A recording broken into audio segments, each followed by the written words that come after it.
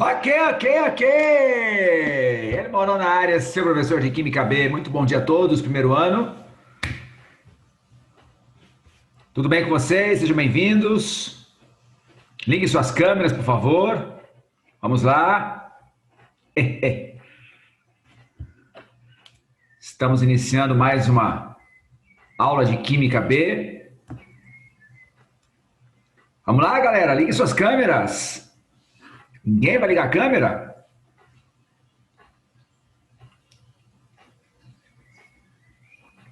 Bom dia, Bruna. Bom dia, Luiz. Bom Bom dia. dia, professor. Cadê o restante? Vamos embora. Vamos ligar essas câmeras aí. E aí, prontos para voltar ou não? Quero ver, Eu hein? não vou voltar, então não sei. Não vai voltar não, Luiz? Não. Então tá bom. Bom dia, Amanda. Bom dia, Isabela Risuto. Acho legal, vocês ficam arrumando o cabelo, né? Acho massa isso. Ai, meu Deus. Ora, Bom dia. Yeah.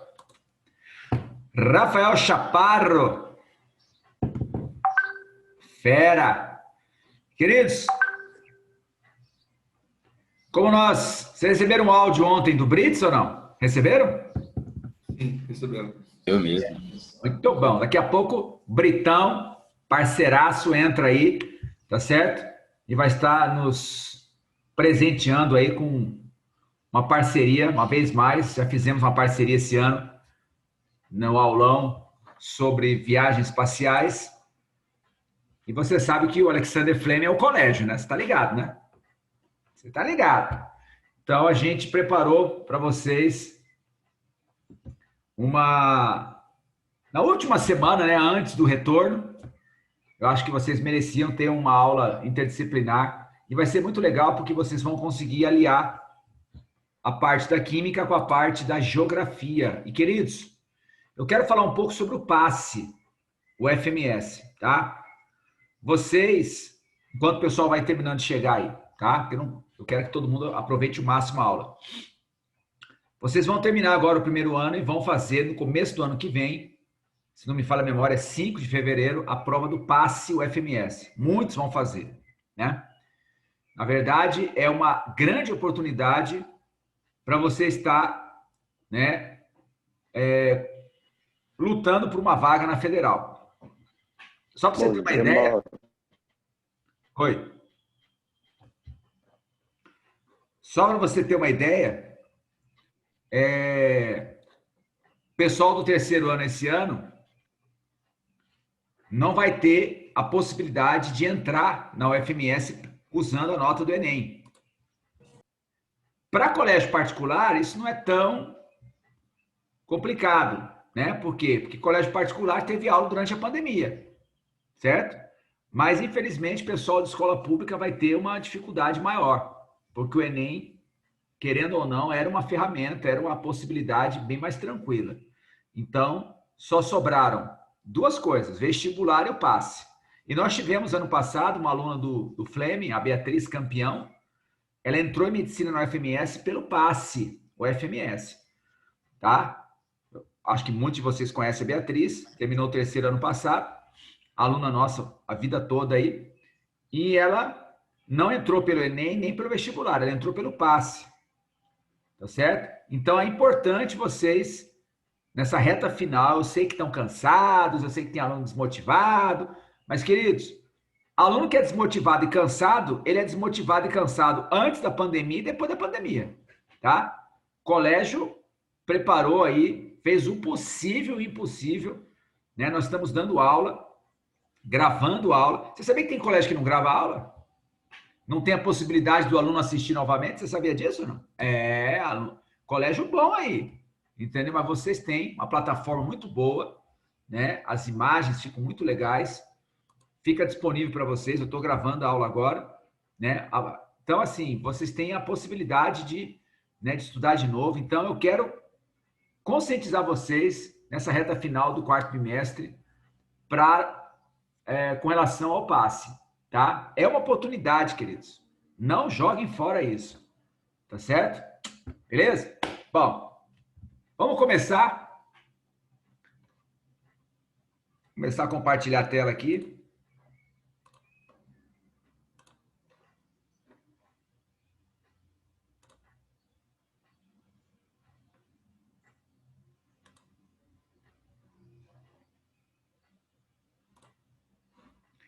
Beleza? Daqui a pouco o professor Brits entra para dar a parte de geografia. Queridos, nós estamos falando de radioatividade, tá? Esse assunto que a gente vai trabalhar hoje é a última parte do conteúdo desse ano, tá? Eu pulei um assunto exatamente para poder fazer essa jogadinha com o Brits. Tudo bem ou não? Então, esse assunto que a gente vai ver hoje está relacionado à fissão nuclear, fusão nuclear, tá certo? Usinas nucleares, bombas atômicas, está lá no final do teu livro 2B, tá? Isso é o capítulo 22. Na semana que vem eu vou dar o capítulo 21. E aí acabou o ano, certo? Lógico, o que eu vou fazer até acabar as aulas? Revisão, tá? Beleza, queridos? Então, eu quero que você preste muita atenção na aula de hoje, porque a gente vai estar trabalhando um assunto que cai em vestibular, que cai no Enem, tá certo? Com muita frequência. E aí, no final da minha exploração, eu quero fazer pelo menos umas 3 questões do material de vocês. Beleza, então? Então, o assunto de hoje, usinas nucleares e bombas nucleares. E bombas atômicas, né? Então, nós vamos estar falando sobre fenômenos, né, os tipos de reações nucleares. Beleza, queridos? Então, nós vamos começar com a fissão nuclear. Lembrando que a gente vai disponibilizar esses slides para vocês em PDF. Vou pedir depois, a aula está sendo gravada, certo? Mas esse material vai estar disponibilizado para vocês, entende? Vai ser mandado lá no grupo de vocês. Então, para vocês estudarem mesmo. Belezura? Muito bem. Então, vamos começar falando sobre a fissão nuclear. A fissão, queridos, é a quebra, tá? Fissão fala de quebra. Quebra de um núcleo grande, de um núcleo maior, em núcleos menores. Como é que isso acontece? Como é que você quebra um átomo de urânio em 2 pedaços menores? Através da colisão de um nêutron acelerado contra ele. Então, a fissão nuclear utiliza um nêutron. Tá certo? Você joga um nêutron contra um átomo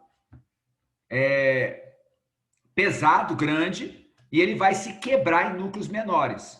E, além disso, esse processo libera grande quantidade de energia. A quantidade absurda de energia. E, logicamente, o ser humano tem como se utilizar dessa quantidade de energia. Tá certo? Muito bem. Então, olha só que interessante. Ó. Urânio, certo? Esse é o urânio usado em bomba atômica e usina nuclear. O urânio 235, tá? O chamado urânio físsil, o que pode sofrer fissão nuclear. Ele recebe a colisão de um nêutron e aqui eu coloquei um exemplo, certo? Tem várias possibilidades de fissão nuclear, mas aqui nós temos a produção do bário e do criptônio, 2 átomos que são menores e mais leves do que o urânio, percebeu? Com a liberação de nêutrons. Os nêutrons liberados na fissão possibilitam a ocorrência de reações em cadeia. Ou seja, essas reações são autossustentadas. Então, você utiliza um nêutron, ele colide com o urânio, forma-se núcleos menores, e nós temos a liberação de mais nêutrons que vão permitir a continuidade dessa reação. E a reação, você vai aprender isso ano que vem, tem um ΔH, uma variação de entalpia, com sinal negativo. Você vai aprender ano que vem o que quer dizer isso. Isso quer dizer que a reação libera calor e libera muito calor. Olha aqui, ó, 10 elevado a décima quilojoules. Isso é muita, muita, muita coisa. Você vai ver isso durante a aula. Beleza? Então, a fissão é a quebra de um núcleo grandão produzindo núcleos menores, com a liberação de muita energia. Então, temos aqui o esquema. Olha aqui, ó. Nós temos o núcleo incidente, o nêutron incidente. Então, nós usamos um nêutron. Ele vai colidir com um átomo radioativo, grandão, pesadão, um núcleo fissionável. O que é fissionável? Que pode sofrer a fissão nuclear. No momento em que o nêutron colide com esse átomo, por exemplo, um átomo de urânio, que é um átomo com núcleo instável, você aumenta mais ainda a instabilidade, dividindo esse átomo em duas partes. Olha aqui, ó. Divisão do núcleo. Tá certo? Com liberação de energia. Você vai dividindo o átomo de urânio, vai produzindo átomos menores, vai liberando energia, e além disso, você obtém o quê? Mais nêutrons, que vão colidir com outros átomos de urânio. E isso vai possibilitar a reação em cadeia. Tá certo? Então, vira uma PG, né? Você usa um nêutron que vai gerar 3 nêutrons. Então, você vai ter um gerando 3, depois 9, 27 e vai embora. Então, você tem, né, uma reação acelerando muito rapidamente. Tá certo? Então, tudo começa com um nêutron e um átomo de urânio. Daqui a pouco você tem uma quantidade absurda de nêutrons sendo liberados, então você vai ter como prosseguir essa reação. Beleza? Tranquilidade? Muito bem. Então, grave bem isso. Fissão é a quebra de um núcleo grande em núcleos menores. Olha só a animação. O nêutron colidiu, olha o nêutron chegando. Colidiu com o átomo grandão, ele se partiu em átomos menores, certo? E está liberando mais nêutrons. Olha lá, o nêutron colide, tá certo? O nêutron colide com o átomo grandão, pesadão, ele se parte em núcleos menores e libera mais nêutrons que vão dar continuidade ao processo. Belezura? Tô bom. Bom, nós vamos começar falando primeiramente de usinas nucleares, certo? E depois vamos falar de bombas atômicas. E aí o Brits vai juntar tudo isso na parte de geopolítica, atualidade geopolítica, que é muito cobrado em vestibular também. Você sabe que nós vivemos um mundo, né, onde existem guerras acontecendo e existem rumores de guerra, ou seja, né, tá todo mundo se preparando para uma futura guerra mundial. Verdade é essa. Então, é importante demais você entender essa questão de geopolítica que ele vai estar trabalhando com vocês. Então, vamos começar falando das usinas termonucleares. Tá certo? Nas usinas termonucleares, a energia produzida na fissão... Então, quando fala de usina nuclear ou termonuclear, é fissão. Queridos, nós não estamos queimando nada. Aqui está a usina de Springfield. Quem curte Simpsons, que nem eu, isso aqui é a usina de Springfield. Certo? A usina de Springfield aqui. Beleza? Muito bom. Homer está trabalhando lá dentro. Beleza? Então, eu acho que o Homer trabalhava em Chernobyl, por isso que deu aquela zica lá. Então, você tem que entender isso. Usina nuclear funciona a partir da fissão do urânio. Tudo bem ou não? Aí o que acontece? Olha só o que está escrito aqui. A energia produzida na fissão é enviada a trocadores de calor e utilizada para gerar vapor, que movimenta as turbinas e produz eletricidade. Então, basicamente, uma usina termonuclear é muito parecida com uma usina termoelétrica. A diferença, você vai perceber na aula de hoje, é que a diferença está na geração do calor. Como é que eu gerei calor? Porque tanto a usina termonuclear quanto a usina termoelétrica precisa de calor. Tá certo? Ó, o Tiagão entrando aí.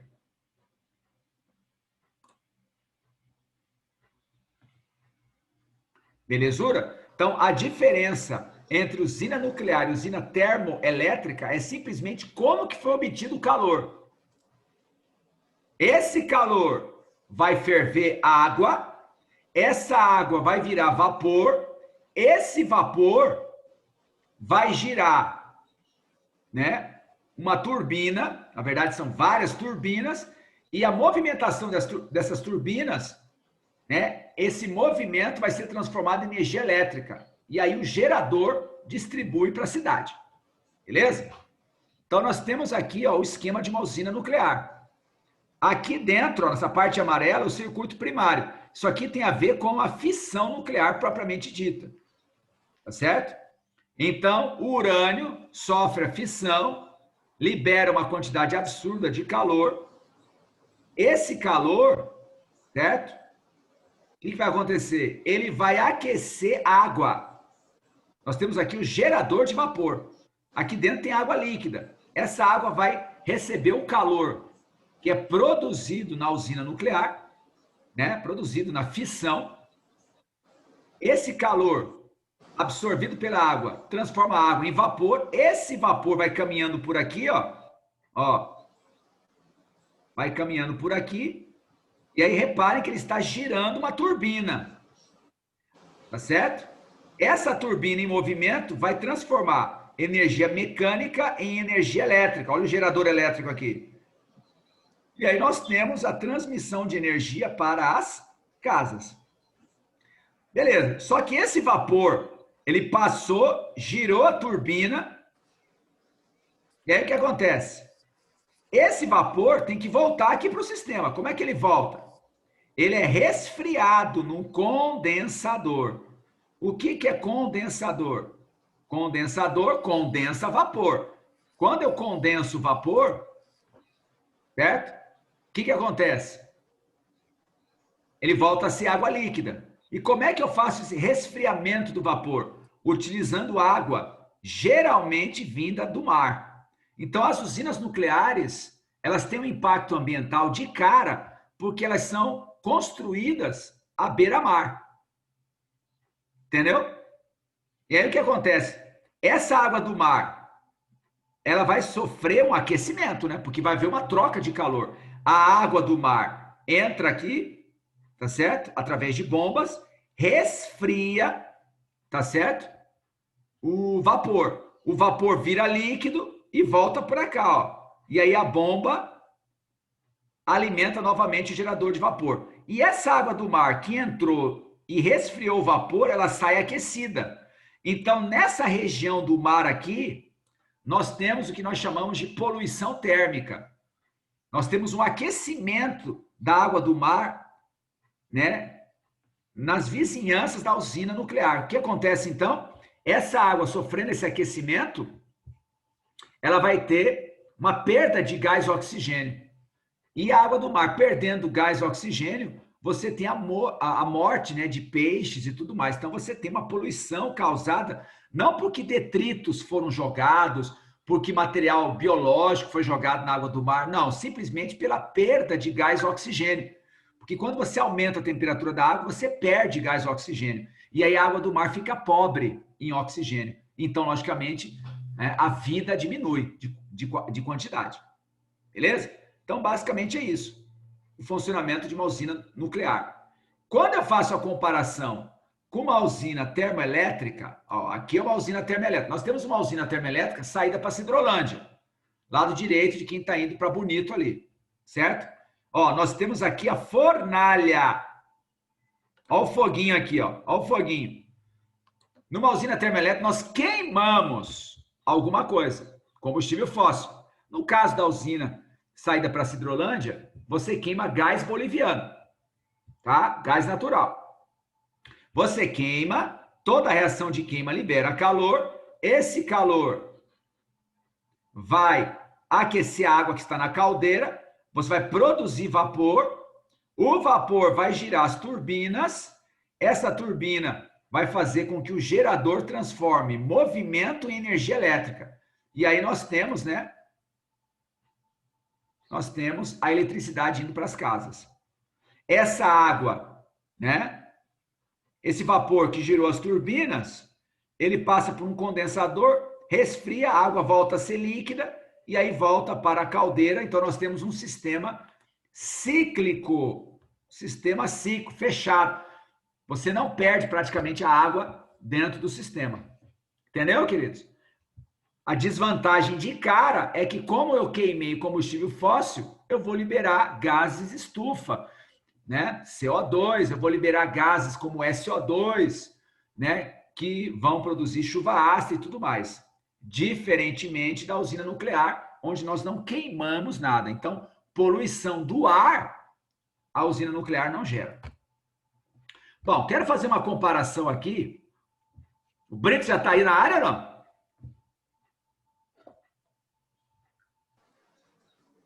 Tô aqui, Maurão. Bem-vindo! Cheguei agora. Muito bem-vindo, Thiago Bretes. Tô acompanhando um pouquinho. Tô acompanhando aqui. Bom demais. Então, nós vamos fazer uma comparação aqui monstruosa. O Bretes vai falar da questão geopolítica, mas quimicamente, fisicamente, a usina nuclear ela é incontestável. Entendeu? Lógico que tem a questão ambiental, lógico que tem questão política por trás, questão geopolítica, né? Tem muita coisa por trás disso, mas física e quimicamente não se discute. Quer ver? Dá uma olhada nessa tabela, tá certo?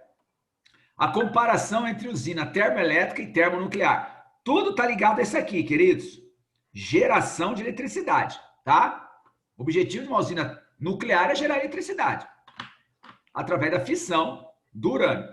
Então, numa usina termoelétrica, 1 quilo de carbono gera, né? Cada quilo de carbono gera eletricidade para fazer uma lâmpada de 100 watts ficar acesa por 8 horas. Beleza. 1 quilo de urânio, ou seja, a mesma massa, só que de urânio, sofrendo fissão nuclear, vai gerar eletricidade para fazer essa mesma lâmpada de 100 watts ficar acesa por um tempo um pouquinho maior, pouca coisa, tá? 690 anos. Meu pai do céu, o que quer dizer isso? Você utiliza uma pequena quantidade de urânio durante muito tempo. Eu sei que o custo de uma usina nuclear é absurdamente alto, porém, a longo prazo ela se paga. Tá certo?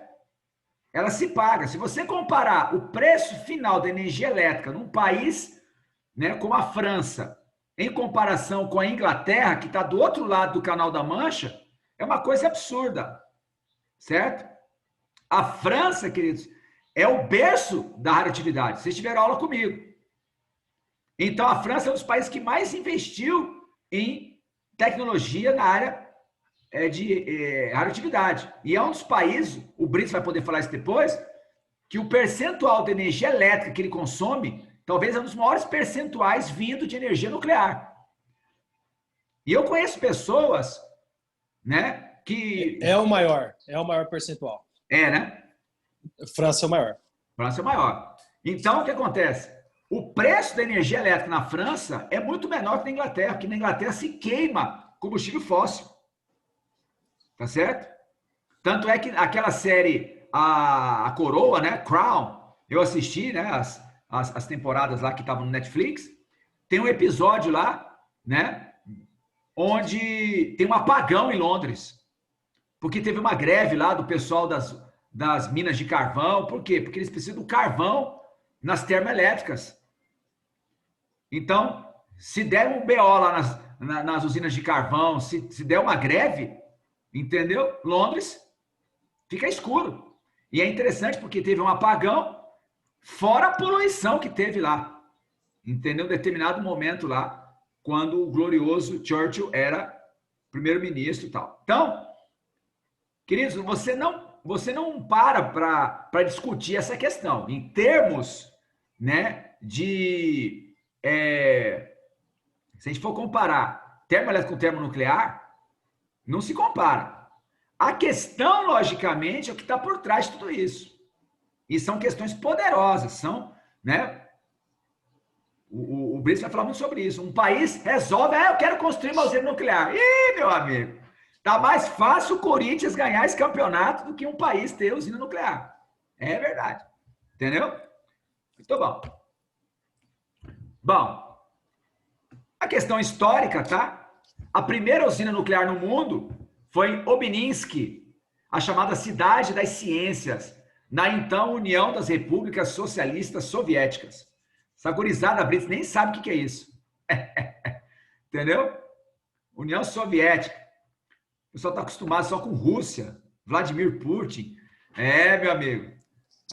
Não, eles sabem porque eu falei bastante para eles sobre a União Soviética. Eles não sabem. Não, eles nunca viram Olimpíada, aquela camisetinha, né? CCCP. Não sabe.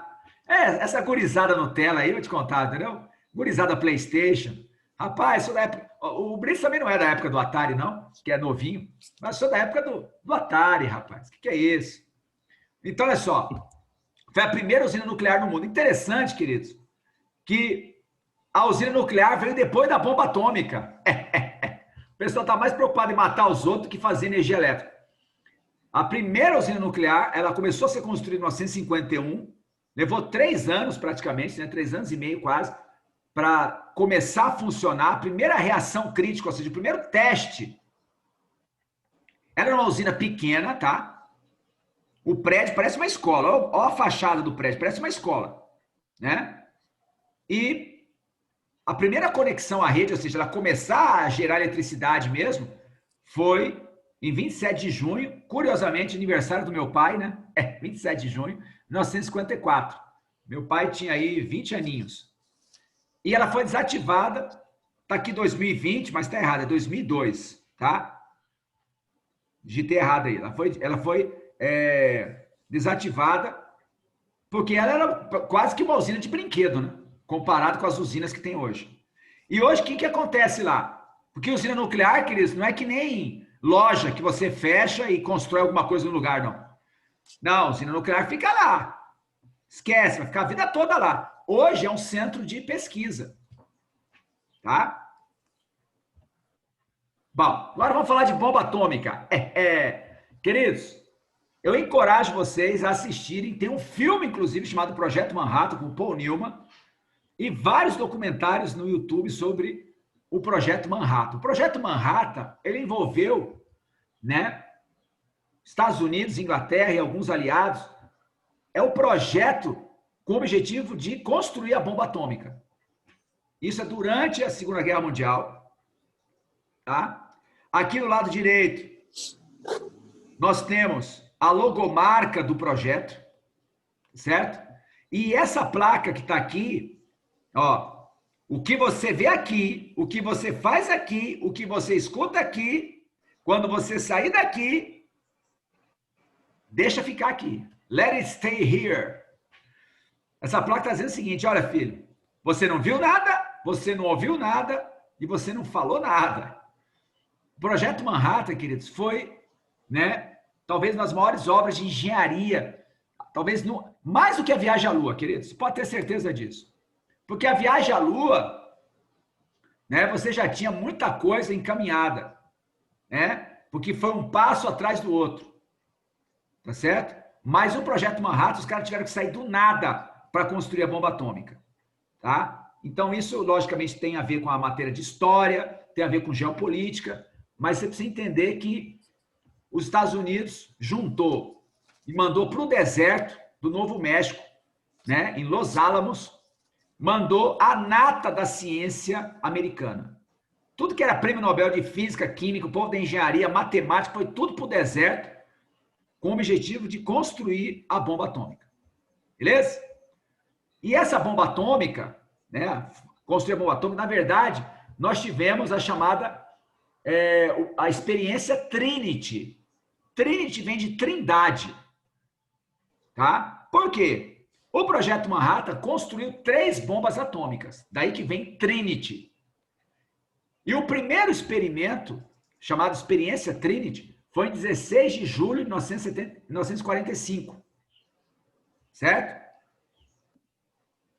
Menos de um mês antes de Hiroshima e Nagasaki. Tem que testar, né, queridos?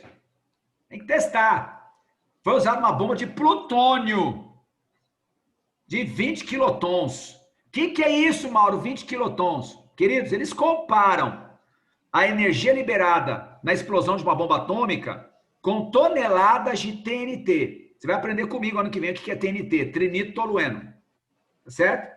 20 quilotons quer dizer 20 mil toneladas de TNT. A primeira bomba que o ser humano explodiu tinha uma quantidade de energia liberada de aproximadamente 20 mil toneladas de TNT. Você não sabe o que é isso, tá? E aí está o cogumelo que foi formado no deserto.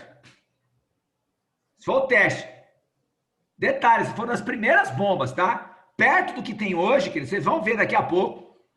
Isso aí é brincadeira de criança. É praticamente feira de ciências. Aqui no lado esquerdo, os caras estão montando a torre com a bomba, certo? Que foi detonada. Aqui do lado nós temos Oppenheimer, que é o pai da bomba atômica, e nós temos o general que comandou o projeto Manhattan, tá? Tem o nome dele lá, não sei. Esses caras estão visitando o que sobrou disso aqui. Interessante, né? Você vai dizer, pô, os caras nem para usar um equipamentozinho de segurança. Não, os caras não estavam nem para paçoca. Entendeu? Pra você ter uma ideia, queridos, o que sobrou dessa torre aqui com tudo foi esses vergalhões aqui. O chão virou vidro. Tá? O chão virou vidro. Os caras estavam a 9 quilômetros de distância de onde explodiu. Depois foram lá ver o que sobrou. Tá? Tem várias informações na internet sobre a experiência Trinity. E aí eles viram que funcionou. Viram que funcionou, mandaram uma mensagem para o presidente Harry Truman e falaram, ó, deu certo. E aí, queridos, eles levantaram esse obelisco aqui, esse monumento. Olha aqui, ó. Trinity Site, where the world's first nuclear device was exploded on July. Ou seja, aqui é o marco zero. Eles levantaram esse monumento para dizer, olha, primeiro, a explosão do primeiro artefato nuclear do mundo. Certo? Em 16 de julho de 1945. Pronto, queridos. Aí começou a era nuclear. Galera viu que dá certo, agora bora explodir mais gente. Hiroshima e Nagasaki. Bom, Little Boy, a primeira bomba que foi lançada, tinha 65 quilos de urânio, 15 quilotons de TNT, 15 mil toneladas de TNT. Queridos, o urânio, ele é natural. E ele é menos energético, né? A explosão do urânio é menor em termos de energia do que a do plutônio. Então, a primeira bomba jogada em Hiroshima chama-se Little Boy, menininho, tá? 15 quilotons de TNT. 6 de agosto de 1945. Isso aqui é a foto antes da explosão, tá? Isso aqui do lado direito é a foto depois da explosão. Aí sobrou alguma coisa ou não? Brincadeira, né? Aqui. Ó, uma maquete de como é que era a cidade de Hiroshima antes.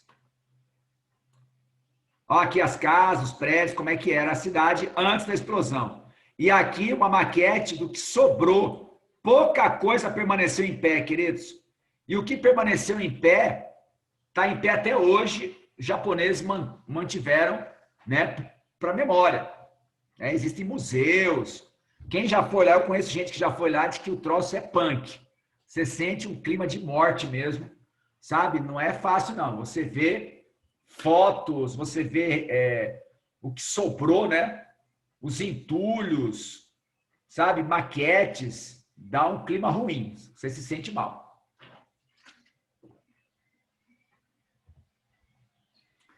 E aí nós temos a outra bomba, chamada Fat Man. O gordinho, o homem gordo. Primeiro era Little Boy. Agora Fat Man. Certo? O que é isso? Olha o tamanho da criança. 6,4 quilos de plutônio. Você fala, Mauro, é muito menos do que urânio. Sim, porque o plutônio é muito mais devastador.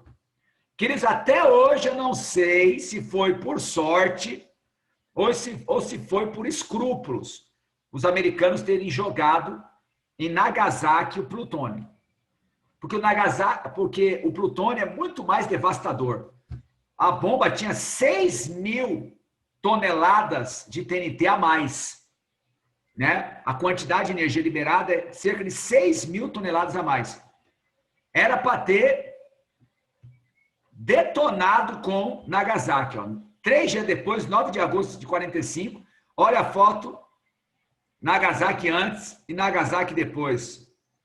E esse aqui é o cogumelo que se formou.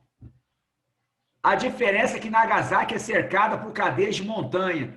Então, a devastação foi contida pelas montanhas. O deslocamento do ar foi contido. O deslocamento do calor foi contido pelas montanhas. Porque se tivesse jogado plutônio em Hiroshima, não tinha sobrado nada. Nada, nada, nada. Tá certo? Nagasaki, ela foi privilegiada, entre aspas, por essa situação de geológica dela. Bom, agora vamos falar sobre fusão nuclear, que basicamente seria o processo oposto à fissão nuclear. O que é a fusão? A fusão, fundir, é unir. É a união de 2 núcleos pequenos para formar um terceiro núcleo maior e liberar mais energia do que aquela gerada no processo de fissão. A quantidade de energia gerada, né, na fusão é infinitamente maior do que na fissão. Então, nós temos aqui, ó, deutério, que inclusive é o átomo mais abundante no universo. De cada 5 átomos no universo, 4 são de deutério. Então, o deutério se junta com o trítio para formar o hélio. Certo? Hélio. Essa palavra hélio, sabe o que significa? Sol. A palavra hélio no grego quer dizer sol. Aqui nós temos um esquema dessa reação. Olha aqui, ó. Um deutério, que tem um próton e um nêutron, vai se juntar com o trítio, que tem 2 nêutrons e um próton. Olha só. Ó, quem vem aqui, ó. Eu sei que está bem rápido, mas está vindo o deutério de cima e o trítio de baixo. Quando eles se juntam, forma o hélio, liberando o nêutron que desce aqui para baixo, para a esquerda. Estão vendo? Ó? O deutério se junta com o trítio, forma o hélio, liberando o nêutron. A palavra hélio significa sol.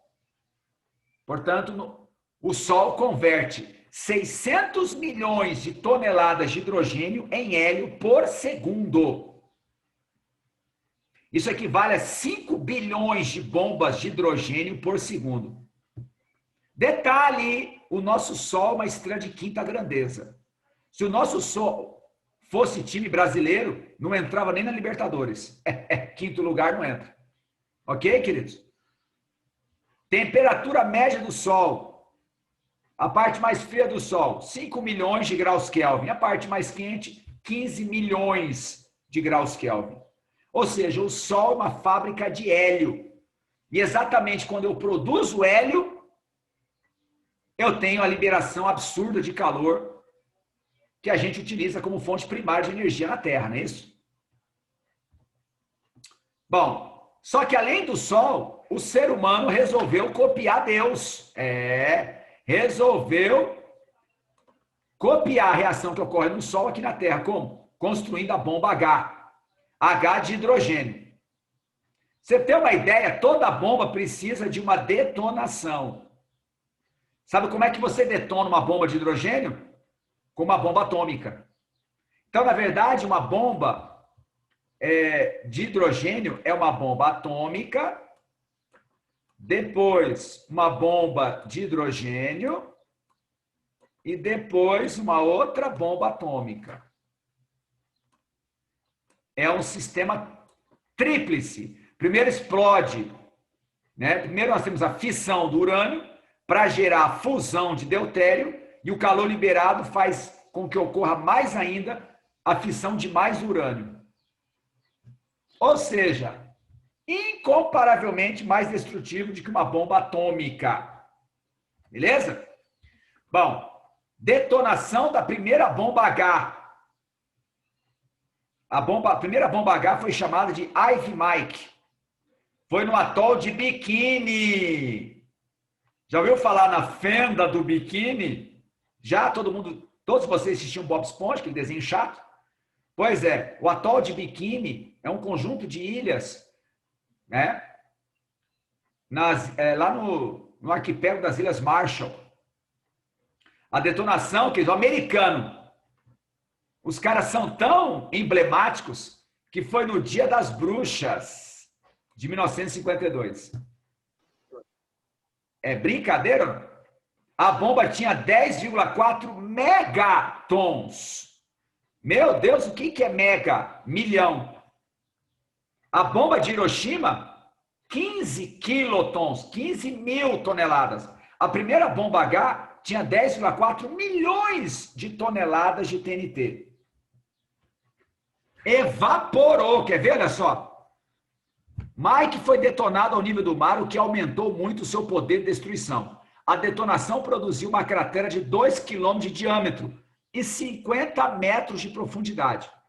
A bola de fogo atingiu 5 quilômetros de diâmetro e vaporizou 80 milhões de toneladas de rocha. A nuvem em forma de cogumelo atingiu 37 quilômetros de altura e 161 quilômetros de diâmetro no topo. Que 161 quilômetros de diâmetro, você vai aqui da ONU e volta um pouquinho. As ondas de choque deram a volta ao redor da Terra e foram registradas por um sismógrafo na Califórnia. E aí? A primeira bomba H detonada. Beleza?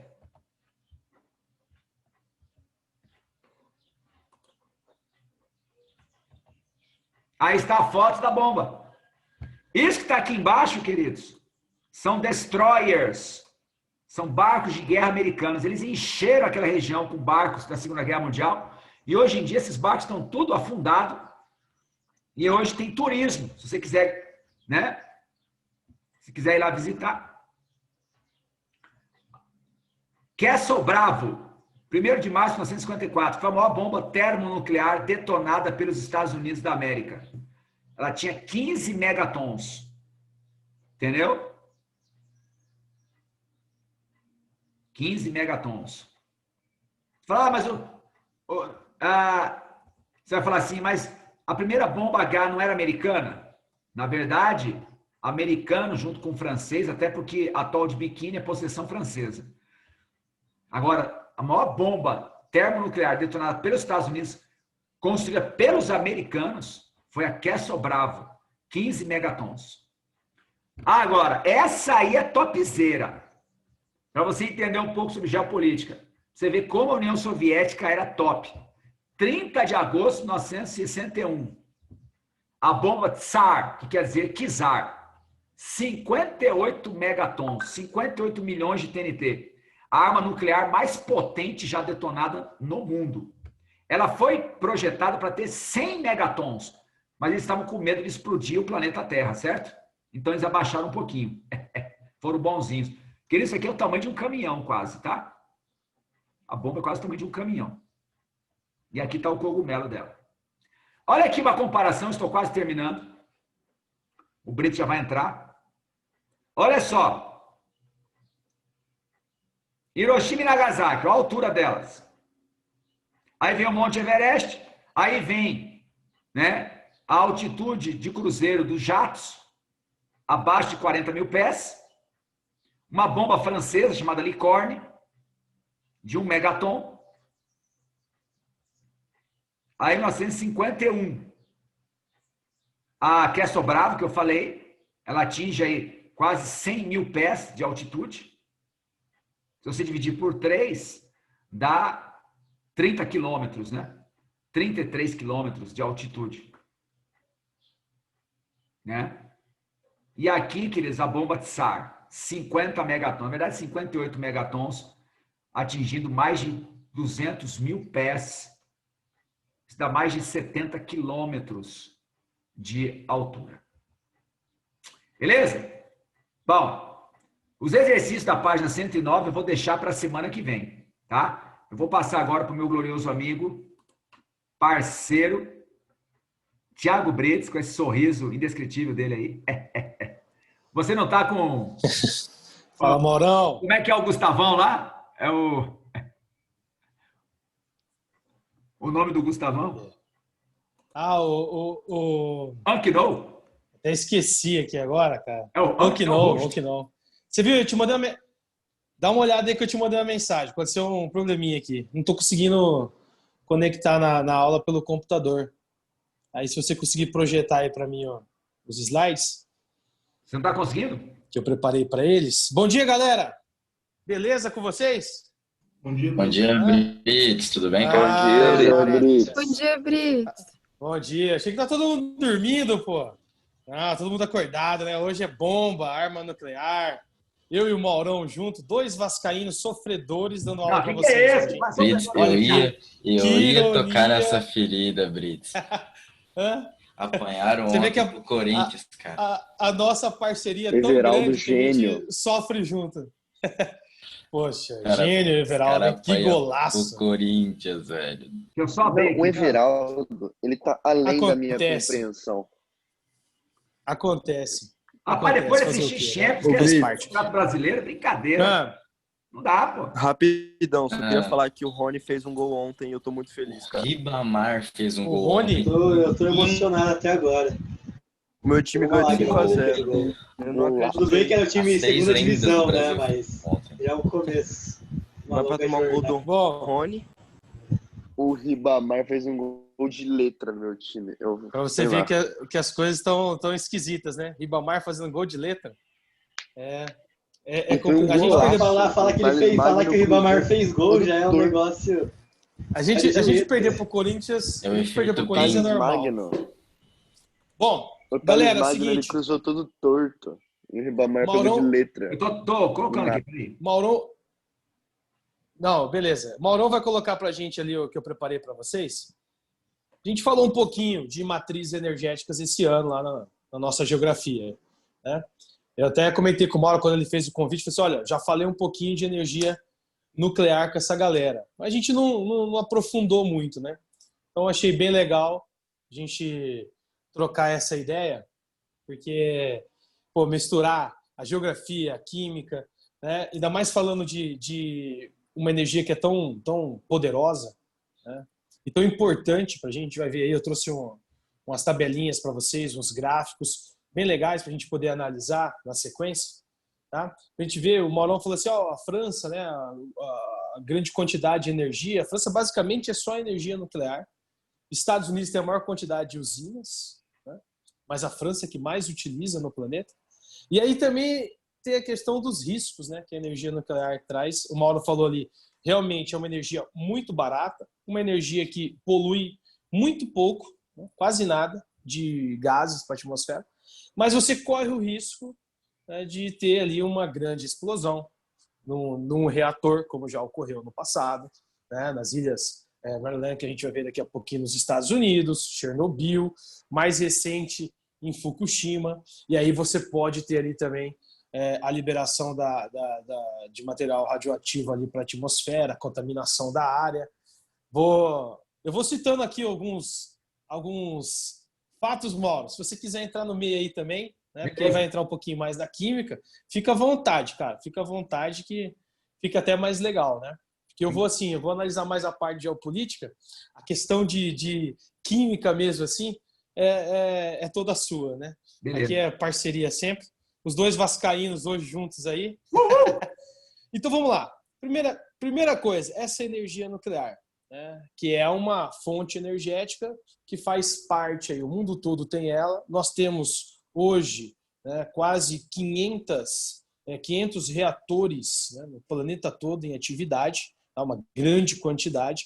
Mas como o Mauro disse, tudo começou através da bomba. A bomba atômica, ela foi a busca, né, para que a gente chegasse no que nós temos hoje, né? Então, a corrida bélica, foi a busca por isso. Tá? Então nós temos lá, a primeira coisinha a falar, a questão da energia nuclear. Né? Então vem ali de núcleo de um átomo. Né? E aí o primeiro a falar de átomo vem lá na Grécia Antiga, e aí a gente tem que falar um pouquinho dessa história. Né? Demócrito vai falar que o átomo é a menor parte constituinte da matéria.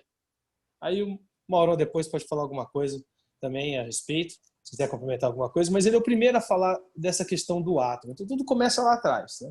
Então sempre aquele curioso grego, né, que vai lá em busca de uma coisinha ali ou outra, e esses gregos que entendiam de muita coisa, né? Então eles eram entendidos de tudo, passavam ali a vida pesquisando, então tudo começa lá atrás. E depois a gente tem outros pesquisadores, né, mais recentes, Dalton, com a análise dos átomos, Thomson, através dos elétrons, Becker, da radioatividade, né, que esse aqui é o grande problema que nós temos quando a gente fala de energia nuclear, a liberação desse material radioativo, e o lixo também gerado, né, que a gente não tem um descarte adequado ainda. Boa parte desse lixo fica dentro dessas usinas mesmo, esperando ali que a gente encontre um local para despejá-los. Né? E há também uma diferença, a gente vai falar um pouquinho mais à frente, eu vou falar com vocês, a diferença entre as usinas. O Brasil, por exemplo, tem um tipo de usina diferente do que foi o tipo de usina soviética. A gente usa um tipo diferente do que foi, por exemplo, a que explodiu lá em Chernobyl. Tá? E aí tem um outro cara também, que esse cara tem uma importância muito grande, tá? Para a gente discutir a energia nuclear hoje, que é o Albert Einstein. Né?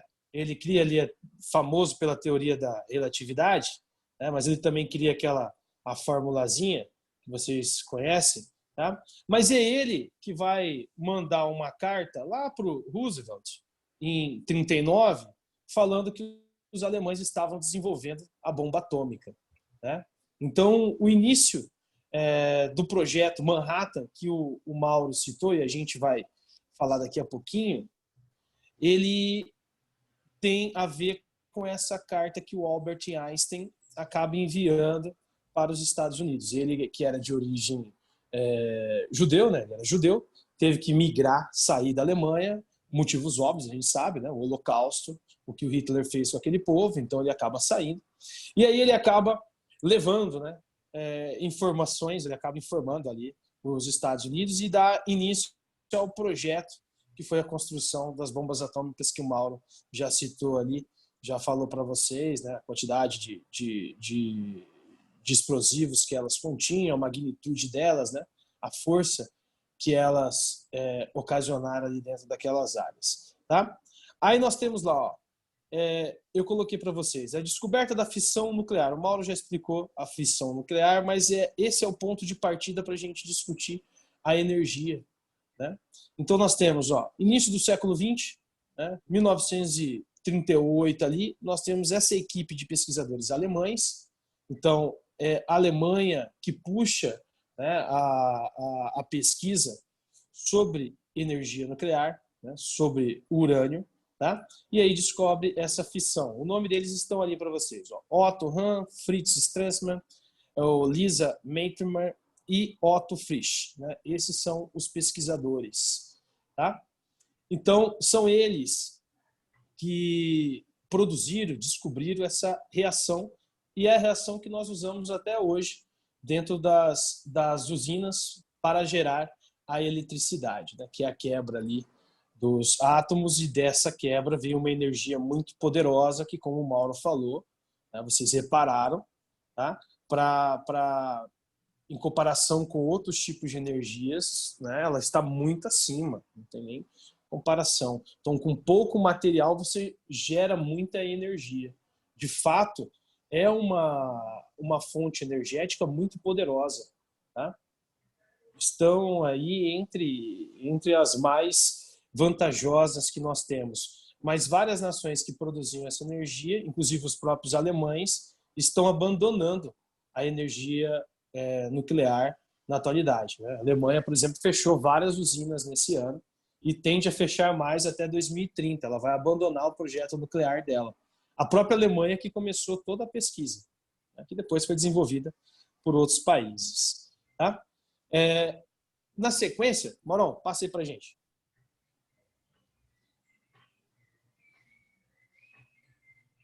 Maurão, tá me ouvindo? Aí, fechou. Apareceu aí? Essa aí apareceu. Na sequência, a gente tem o projeto Manhattan, né?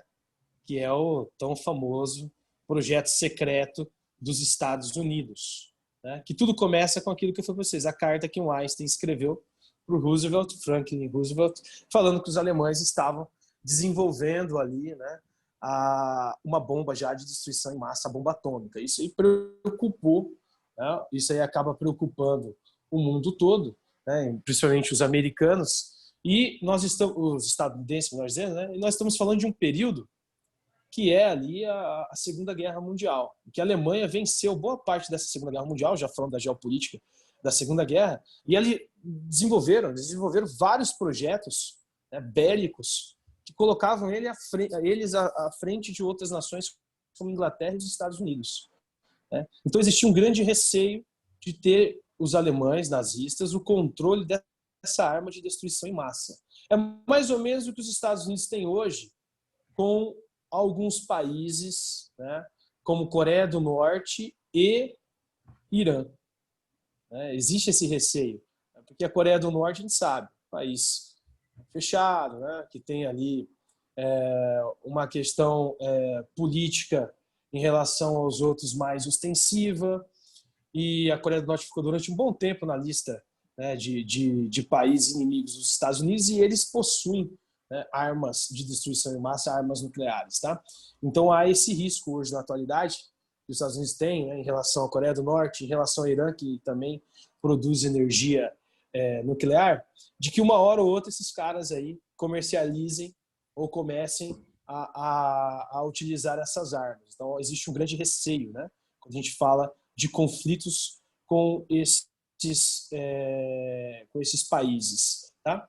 Então, quando aquela equipe alemã que eu citei agora para vocês descobre a fissão nuclear, nós estamos falando de 1938, um ano antes de estourar a Segunda Guerra Mundial, né? Ela estoura em 39, vai durar até 45. Então, um ano antes, o mundo vivia numa turbulência danada, né? A Europa ali, num cenário, né, de pré-guerra. Tá? Então, são momentos antes da Segunda Guerra Mundial, se descobre essa poderosa arma, né, que poderia vir a ser uma poderosa arma, e depois a gente acaba descobrindo que, de fato, é mesmo uma poderosa arma. Tá? Então, o projeto Manhattan, ele tem ali como objetivo produzir essas armas nucleares de destruição em massa. O Mauro falou a localização deles, né? Novo México, precisamente, foi ali mesmo. O primeiro teste foi em Los Alamos, né, no deserto, tá? Utilizaram até próximo ali ao antigo hotel que tinha, né, para o teste, no 16 de julho de 45, ou seja, já era o fechar da Segunda Guerra Mundial. Tá? Então a gente já sabia que a Alemanha nazista não iria durar muito tempo, ela acaba sucumbindo em agosto, um mês depois, e também o Japão, que é o que o Mauro mostrou para a gente, né, as explosões, tanto em Hiroshima como em Nagasaki, né, que uma ocorre em 6 de agosto e a outra vai ocorrer no dia 9 de agosto, né, de 45. Então, o Japão já bem debilitado também pela Segunda Guerra Mundial, não esboçava nenhum tipo de reação, né, mas mesmo assim os Estados Unidos decidiu, né, soltar essas duas bombas naquele território japonês, Little Boy e Fat Man, como o Mauro citou aí para a gente, né? E qual era o objetivo maior dos Estados Unidos em mostrar essas bombas atômicas ou de implodi-las aí, né? Fazer o teste, depois soltar as duas no Japão? Mostrar para os países que estavam vencendo essa guerra com ele, principalmente a sua inimiga, a União Soviética, que o Mauro citou também, né? Que ele tinha a maior arma do mundo, a maior arma do planeta, a maior arma de destruição em massa. Então ele saía da Segunda Guerra Mundial como uma potência hegemônica bélica. Tá? Então o Japão foi apenas uma segunda parte do teste nuclear dos Estados Unidos. Mostrar para aqueles que venceram junto com ele e que depois, obviamente, seguiriam caminhos opostos, porque são modelos econômicos, né, sistemas econômicos diferentes, de que eles tinham a maior arma de destruição em massa do planeta, né, que eram as ogivas nucleares. Eles produziram essas 3 para destruição, mas depois eles produziram mais.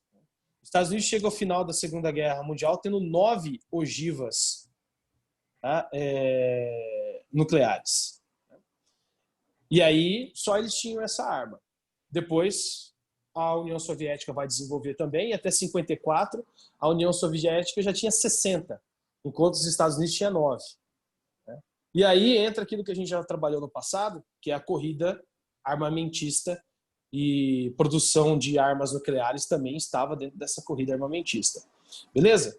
Bom, depois que o projeto Manhattan teve êxito, né, que o êxito era a explosão dessas bombas, o próprio Einstein ele vai descrever uma coisa, né, que é uma fala dele a um jornal, ele já vivendo no exílio, né, no retorno para a Alemanha, ele diz o seguinte, que deu vontade, né, de queimar os próprios dedos depois de ele ter escrito aquela carta para o Roosevelt, tá? Porque ele se arrependeu, porque ele viu o poder da bomba em prática, a destruição que ela ocasionou no Japão. E a gente fala muito das bombas atômicas do Japão, mas além disso, os Estados Unidos também soltou uma bomba incendiária em Tóquio, né, que é muito pouco falado. E Tóquio, basicamente, composto por casas de madeira. Você imagina, eles queimaram as pessoas vivas em Tóquio e soltaram essas 2 bombas atômicas que o próprio Mauro falou aí, ó, com em torno de 20 toneladas, né, de explosivos ali, uma grande magnitude, né, danificando todo o espaço físico japonês, que depois teve que passar por um longo processo de reconstrução e foi até ocupado pelos próprios Estados Unidos por 5 anos, né? A ocupação americana fica de 45 a 50 dentro do Japão para promover ali uma reconstrução do país. Uma forma também de manter o Japão ligado aos Estados Unidos sem que ele tentasse, né, uma revanche, né, que surgisse uma terceira guerra mundial. Bom, depois do projeto Manhattan e finalizada a Segunda Guerra Mundial, Maurão, pode dar sequência aí para a gente? Vem ali o pós-Segunda Guerra. E o pós-Segunda Guerra ele traz para a gente alguns fatores que a gente precisa analisar, né? Alguns contextos aí que são muito importantes para a nossa análise aqui, já que a gente está falando de energia nuclear. Tá? Então, primeiro, a Guerra Fria. A Guerra Fria é um expoente para o avanço das pesquisas, né? Para que se continue ali investindo em pesquisas, e não só para agora a produção de armas, já que viram que ela era possível, mas agora também para geração de energia, já que você tem países que sofrem com a falta, né, de recursos necessários ali para a geração de energia elétrica, né, para a reativação das indústrias, né? Então a gente vê ali na sequência, ó, Guerra Fria, acaba 45, começa a Guerra Fria, de 45 a 91. As disputas entre eles, Estados Unidos e União Soviética. O Mauro falou, a primeira usina, tá? A primeira usina de energia nuclear está lá. Obninsk entrou em atividade em 51, 6 anos depois do final da Segunda Guerra Mundial. Em 54, a União Soviética já tinha 60 ogivas nucleares. Então mostrava para os Estados Unidos que ela também era uma potência bélica, né? Aí você tem ali, ó, Programa de Cooperação Internacional, né, entre os Estados Unidos e os países capitalistas principalmente, né, para poderem ter ali uma relação, né, e divulgarem aquilo que eles tinham pesquisado sobre a energia nuclear, tá? E assim dissipando essa energia em outros países. Na sequência desse programa vem o Euratom.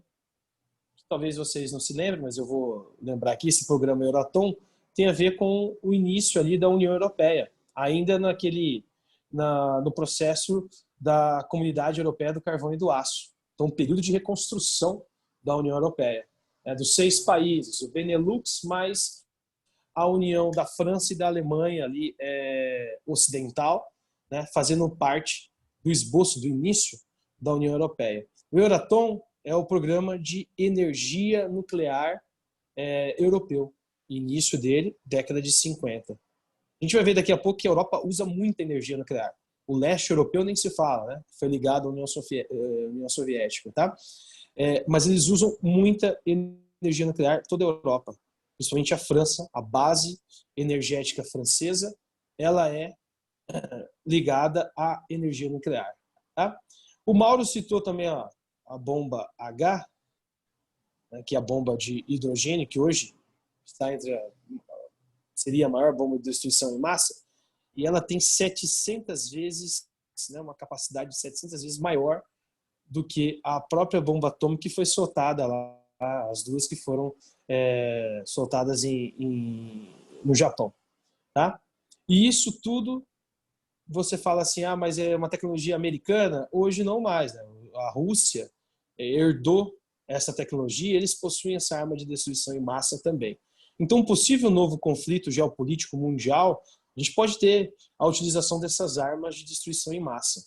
A sorte é que foi realizado um tratado definitivo de não proliferação, né? De não comercialização dessas armas, tá?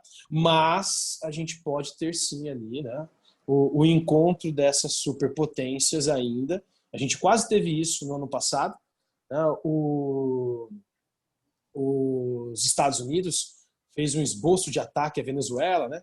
Aí a gente teve a Rússia e a China se posicionando contrários, e aí você tem três potências, três grandes potências se posicionando no conflito, né, em uma outra região, fora do país deles, e as três grandes que eu citei para vocês têm armas nucleares. A China tem arma nuclear, a Rússia tem arma nuclear, né, os Estados Unidos têm arma nuclear. Então a gente tem que ficar atento a esses desdobramentos, né, geopolíticos, esses conflitos, que isso coloca em risco aí as nossas vidas, né? A proximidade que nós temos da Venezuela, né, num possível caso, né, possível ataque ali, tá?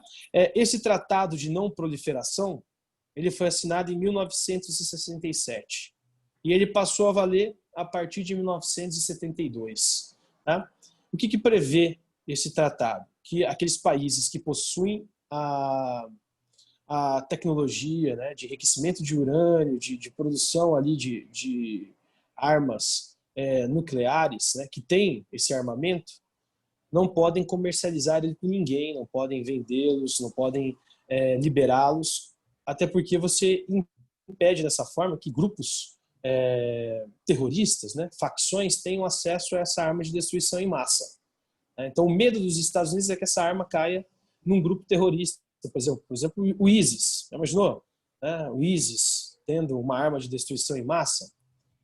Então, o medo dos Estados Unidos é que o Irã produza essa arma e comercialize com esse grupo terrorista. E aí esse grupo acaba cometendo um atentado dentro do seu espaço físico, né? Soltando uma bomba lá nos Estados Unidos. Então, esse é o medo maior. Então, o Tratado de Não Proliferação, ele segue esse rito. Todos os países assinaram? Nem todos, né? A Coreia do Norte, por exemplo, não faz parte do Tratado de Não Proliferação. O Irã, o Irã faz parte? O Irã não faz porque ele alega não ter a arma de destruição em massa, ele alega usar o urânio apenas para produção de energia nuclear. Quem alega que ele tem arma de destruição em massa são os Estados Unidos. Até porque tem uma rixa, que vocês viram ano passado isso comigo, que vem desde a revolução, né, do Ruhollah Khomeini em 1979. Que é quando o fundamentalismo islâmico toma conta daquela região, né? Então, desde lá, os Estados Unidos se afastou do Irã. Então, ele vem alegando, né, que eles tenham armas de destruição em massa também, tá? A Agência Internacional de Energia Atômica, né, ela tenta evitar esses conflitos, né? Junto com a ONU, ela também faz parte da ONU. Então, ela tenta evitar aí esses conflitos, então ela intermedia, é ela que faz valer esse tratado de não proliferação, que está valendo, né, até os dias de hoje. Tá? Nós temos, em média, hoje, 450 reatores nucleares em operação, ainda tem mais 38 que devem entrar em operação nos próximos anos, né? Esse é um número que eu achei bem alto, né? Mas vocês vão ver que eles estão localizados em pontos específicos do planeta. O Brasil, por exemplo, tem 2 reatores nucleares. Era para ter 3, né? Mas tem um que está parado, né? Há quase 35 anos a construção deles. Tá? A gente vai falar daqui a pouquinho do Brasil também. Né? Sem falar disso, né? Nós temos também a questão dos países que possuem essa energia nuclear em áreas de risco também, né? Eu coloquei a energia nuclear em operação para vocês, esses 450 reatores, nós temos vários no Japão. O Japão utiliza energia nuclear ainda, mesmo depois do que aconteceu em 11 de março de 2011, que foi lá a explosão, né? O derretimento de um dos reatores em Fukushima, depois que teve um terremoto seguido de um maremoto, né? E aí esse reator ele acabou vindo ali a derreter, liberou material radioativo para aquela área. Fukushima hoje está passando por um processo de limpeza, demora muito tempo para limpar essa área, né? Então, esses desastres eles vão acontecer, né? A gente vai ver na sequência, eu coloquei para vocês, nós temos 3 grandes desastres ligando aí a energia nuclear. Mas mesmo assim, são bem esporádicos, né? Você não vê desastre nuclear toda semana, tá? É difícil de acontecer, mas quando acontece, acaba ocasionando naquela área um impacto muito grande, né? Principalmente o impacto ambiental, né? E o impacto também para a população, né? Para o povo que vive ali naquela área. Quem assistiu o documentário que tem no Netflix falando de Chernobyl, ele se aproxima muito da realidade. Se você pega os críticos falando desse documentário, falam que ele se aproxima muito da realidade, porque aconteceu com as pessoas naquele momento, tá? Da explosão do reator. As pessoas que foram ali, que ficaram, né? Que foram contaminadas com material radioativo. Tá? O Brasil ele tem 3 reatores, 2 em funcionamento, um ainda não. Angra 1 e Angra 2, ambos lá localizados em Angra dos Reis, a gente comentou lá naquele conteúdo passado, né? A gente falou um pouquinho, tá? Responsável por 3% da energia nuclear gerada aqui no Brasil, tá? Nem se compara, né, com as hidrelétricas, que a maior parte da energia gerada no Brasil vem das hidrelétricas, 15%. Né? Angra 1 entra em operação em 1885, em um momento que a gente tinha ali o governo militar à frente do Brasil, né? Era o nosso poder executivo. E esse governo militar, para que a gente entenda, ele se afasta dos Estados Unidos e ele se aproxima da Alemanha. A tecnologia de Angra 1 e Angra 2 é uma tecnologia alemã, não é uma tecnologia americana, né, ou estadunidense. Tá? E a Angra 3 entrou em funcionamento, ou melhor, entrou lá, né, em construção na década de 80, tem 62% da obra executada, ainda falta muito. Né? Angra 2 entrou em funcionamento em 2001. Tá? Eu disse para vocês que o nosso sistema de geração de energia nuclear aqui é diferente da de Chernobyl, porque a nossa utiliza água. É o que o Mauro estava falando lá na hora que eu entrei. Né, Maurão? Justamente o que você estava falando, aquela troca ali, né, do oceano. E a de Chernobyl não usava água. Né? Quem viu lá aquela série do Netflix, viu que a de Chernobyl usava o grafite. Né, Maurão? Isso. E aí o grafite acabou pegando fogo e aí piorou a situação lá em Chernobyl, né, cara? Foi bem diferente, né? Bem diferente do que são essas outras usinas. Então aqui no Brasil a gente utiliza a que é a mais comum. Né? A deles lá utilizava o grafite para poder resfriar ali o reator. Tá? Então essa é a grande diferença. Marão, passa aí pra gente. Aí na sequência tem um mapinha, ó. Esse mapinha achei interessante também para mostrar para vocês. Os países do hemisfério norte, os mais desenvolvidos, são os que mais possuem ali, ó, a utilização da energia nuclear. E reparem lá, o mais escuro é quem? A França. Foi justamente o que o Mauro falou. Né? O maior percentual da utilização de energia nuclear do planeta é francês. Então a França é a que mais utiliza a energia nuclear aí. Nem toda a energia nuclear ali que a França utiliza é produzida no território, né, porque a Europa eles comercializam também, a energia nuclear ela é comercializada ali entre os países vizinhos, tá? Mas ela é que mais utiliza. Beleza? Depois tem uma tabelinha, pequena tabelinha, vai ocupar aí a página toda para vocês. Tá? Falando justamente do quê? Dos países, né? Dos países que têm, ó, número de reatores operados, né? Então, aí vem a capacidade, né? Depois vem a eletricidade gerada, tá? E a parcela de eletricidade total ali produzida. Reparem em alguns países que eu vou citar para vocês. China, número de reatores, 39 em operação. E a China tem mais 38 que ela está tentando executar, né? Vai colocar projetos em execuções. Isso porque a China, né, que hoje é a segunda maior potência econômica do planeta, precisa cada vez mais de fontes energéticas para manter o seu modelo produtivo, né? Para manter ali a sua concorrência com os Estados Unidos em dia, né? Para não parar o seu modelo produtivo. Vale lembrar que a China, há 3 anos atrás, inaugurou a maior usina hidrelétrica do planeta, né? Que ultrapassou Itaipu, que é a usina de Três Gargantas. Então ela está assumindo ali, né, os postos daqueles países que mais utilizam as fontes ou derivadas fontes energéticas, né? Isso tudo para manter o seu modelo de produção, né, competitivo e principalmente ali em frente à grande potência econômica do planeta, que é os Estados Unidos, tá? Vocês vão ver que a maior quantidade de reator aqui é dos Estados Unidos, mas ele não tem a maior percentual de utilização, né? 99 reatores. O maior percentual aqui, ó, é o da França. A França é o país que mais utiliza energia nuclear do planeta, tá? Quando você olhar lá, a parcela de eletricidade produzida, 71%. Olha dos Estados Unidos, 20%. Da Ucrânia, os países do leste europeu que eu falei para vocês, 55%. Eslovênia, 39%. Tá? A Eslováquia, 54%. Os países do leste europeu e a França são os que mais utilizam ali, né, essa energia. Tá? Pode passar aí, Maurão, para a gente? Na sequência, vem os desastres que eu citei para vocês. E aí, ligado a esses desastres, a gente também tem a questão dos conflitos, que também podem ocasionar ali, gerar vários impactos, né? E a gente já está fechando também.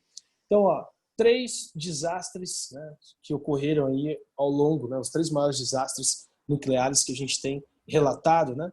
A gente fala muito de Chernobyl, mas antes de Chernobyl nós tivemos esse aqui, da Millis Island, né, em 79, tá? Na Pensilvânia. Então, olha lá, fusão do núcleo do reator, liberação de elevados índices de radioatividade atingiram regiões vizinhas. Foi a explosão dessa área e acabou liberando material para a atmosfera, né? Depois, Chernobyl, que é a mais famosa, uma área que até hoje está isolada. Foi uma grande explosão. Muitas pessoas acabaram se contaminando, morrendo na sequência. Vários países da Europa, eu comentei isso com vocês também quando a gente falou de energia nuclear, quando houve essa explosão, vários países da Europa acabaram se contaminando, né? Perdendo ali a sua lavoura, tá?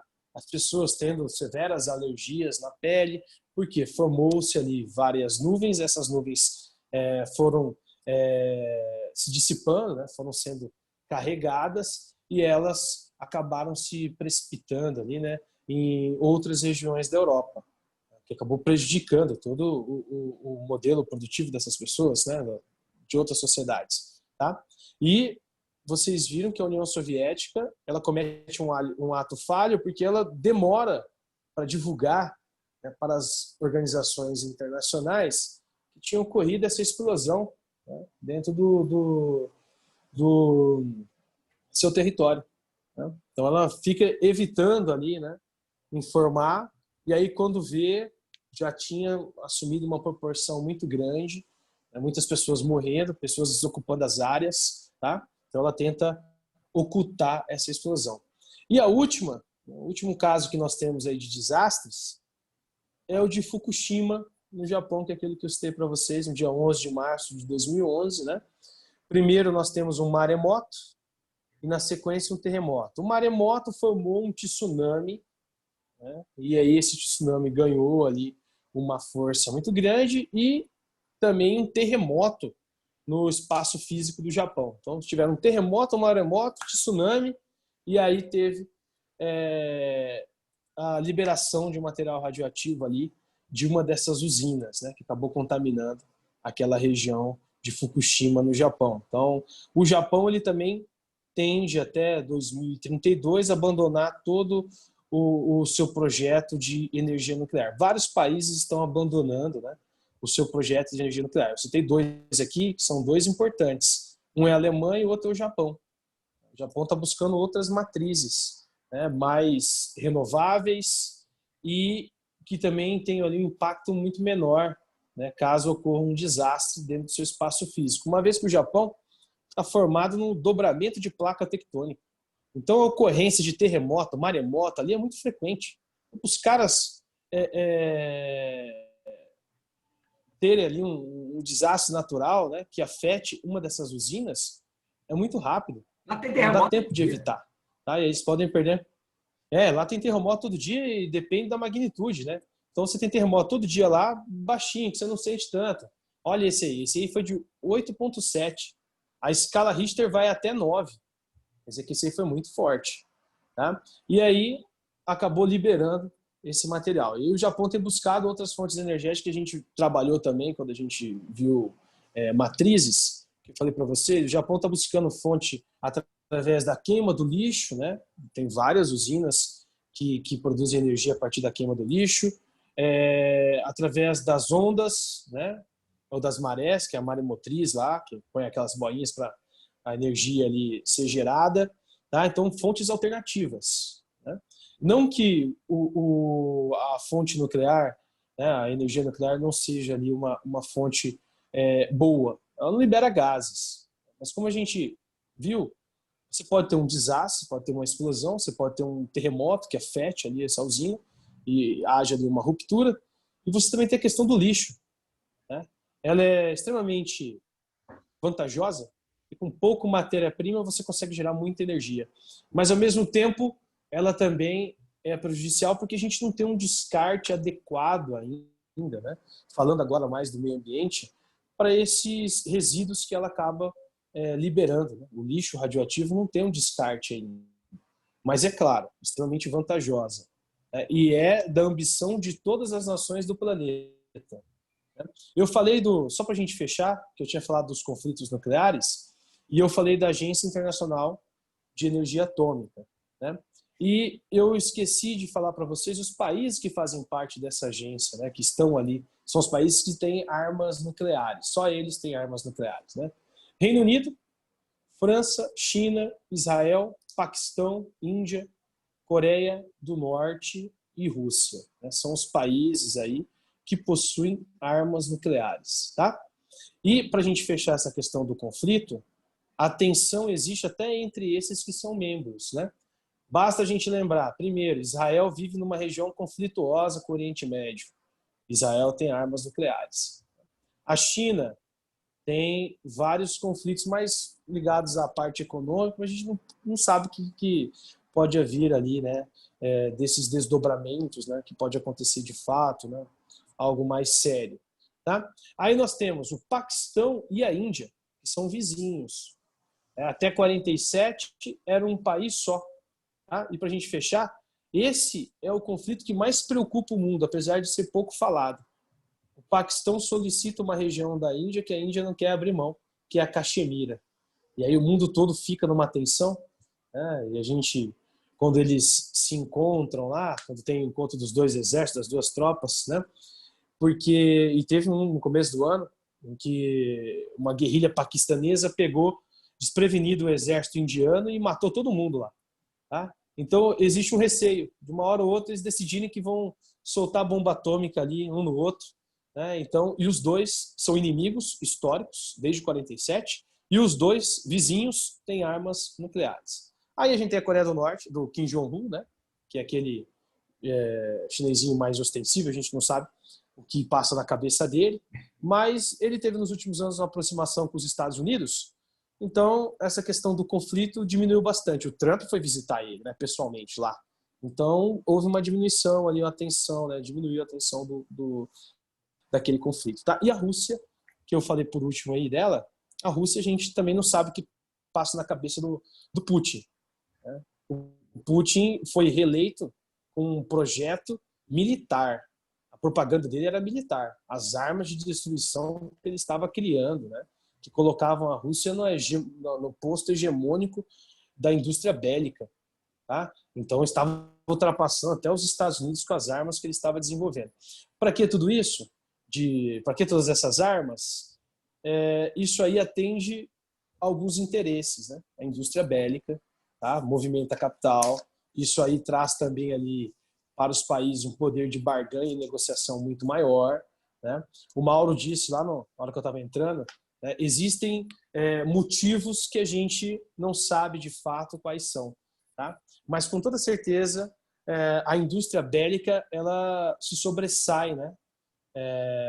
Nesse quesito quando a gente fala de produção de armas. Tá? E você tem todos os países produzindo armas desde a paz armada do final do século XIX. Eles nunca pararam. A indústria bélica nunca parou. Ela continua. Então as armas elas estão cada vez mais se inovando, né? Se modernizando também. A gente tem pouco contato com essas armas mais modernas, mas elas estão se modernizando. Hoje os caras não mandam mais tropas para atacar ninguém, mandam um drone, né, guiado pelo computador, explode tudo lá e mata os caras, assim que mataram o chefe, por exemplo, do Talibã, né, lá na montanha do Paquistão. Tá? Galera, vou encerrar com vocês essa minha participação. Eu ia falar de 2 exercícios, mas o tempo já está estourando aí. Depois eu passo o material, o Mauro coloca lá para vocês na próxima aula, que fala justamente das 2 energias. Maurão, você quer falar mais alguma coisinha aí do que eu disse? Completar? Rapaz, maravilhoso, né? Uma oportunidade deles terem uma visão macro de um assunto tão interessante, né? Um assunto moderno. Eu falei para eles, antes de começar a aula, da importância do primeiro ano se preocupar com o PASSE e o FMS, por exemplo, e as outras provas seriadas, né? Tem sido uma oportunidade, tem sido uma chance de ouro deles entrarem em boas universidades. E esse é um assunto que cai muito, né? Todo ano cai. Nós estamos vivendo numa época que está todo mundo preocupado, né? Até porque você falou assim, é um assunto moderno, mas assim, ele é de gerações, né? Se fala de energia nuclear da década de 30, e isso vai passando, e, ó, a gente está em 2020, a gente continua falando dessa energia, de bomba atômica, de arma de destruição em massa, de conflitos no mundo. Então isso aí não vai acabar nunca. Sim. E eles precisam ter essa noção, né? Eu costumo dizer, precisa ter essa visão macro, né? Entender que você não estuda só geografia. Você tem que começar a linkar isso com química, com biologia, com física, porque primeiro para eles terem conhecimento, né? Mais do que informação, terem conhecimento. Segundo que os vestibulares, as provas, né? Querem pessoas pensantes, né? O mundo não está atrás de nerd que tira nota só. O mundo está atrás de pessoas que conseguem raciocinar, a inteligência emocional, pessoas que conseguem articular conhecimento. Eu quero agradecer ao Thiago Brits, parceiraço. Eu que agradeço. Eu que agradeço. Por essa oportunidade.